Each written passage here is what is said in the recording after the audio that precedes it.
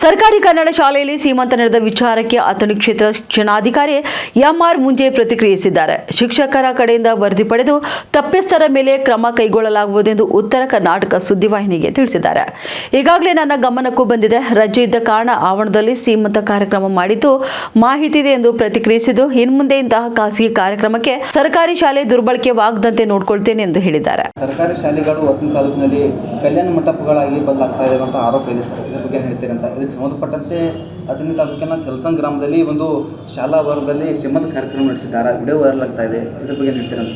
ಇಲ್ಲ, ನಾವು ಮುಖ್ಯ ಶಿಕ್ಷಕರ ಸಭೆಗಳನ್ನು ಮೇಲಿಂದ ಮೇಲೆ ಮಾಡಿ ಯಾವುದೇ ಕಾರಣಕ್ಕೆ ಶಾಲಾ ಆವರಣವನ್ನು ಶಿಕ್ಷಣೇತರ ಚಟುವಟಿಕೆಗಳಿಗೆ ಕೊಡಬಾರ್ದೆಂದು ಕಟ್ಟುನಿಟ್ಟಿನ ಸೂಚನೆಗಳನ್ನು ಕೊಟ್ಟಿದ್ದೇವೆ.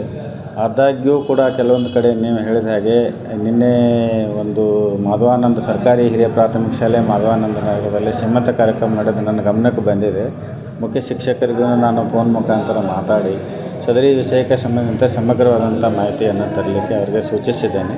ಮಾಹಿತಿ ಬಂದ ನಂತರ ಅದನ್ನು ಪೂರ್ವಾಪರ ವಿಶ್ಲೇಷಣೆ ಮಾಡಿ ಯಾರಾದರೂ ತಪ್ಪಿಸ್ತಿರಿದ್ರೆ ಅವ್ರ ಮೇಲೆ ಕ್ರಮ ಕೈಗೊಳ್ಳಲಾಗ್ತದೆ.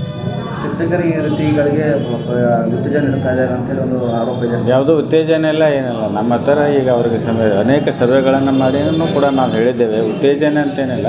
ನಿನ್ನೆ ಅದು ಸರ್ಕಾರಿ ರಜೆ ರವಿವಾರ ಇರೋದರಿಂದ ಅವರು ಮುಖ್ಯ ಶಿಕ್ಷಕರ ಹೇಳಿಕೆ ಪ್ರಕಾರ ಅಲ್ಲಿ ಯಾರೂ ಇಲ್ಲದೇ ಇರುವುದರಿಂದ ಅವರು ಏನು ಶ್ರೀಮಂತ ಕಾರ್ಯಕ್ರಮ ಮಾಡಿದ್ದಾರೆ.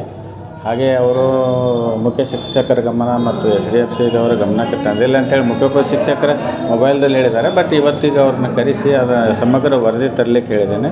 ವರದಿ ತಂದ ನಂತರ ಮತ್ತೆ ಯಾರಾದರೂ ತಪ್ಪಿಸ್ತಿದ್ರೆ ಅವ್ರ ಮೇಲೆ ಕ್ರಮ ಕೈಗೊಳ್ತಾರೆ.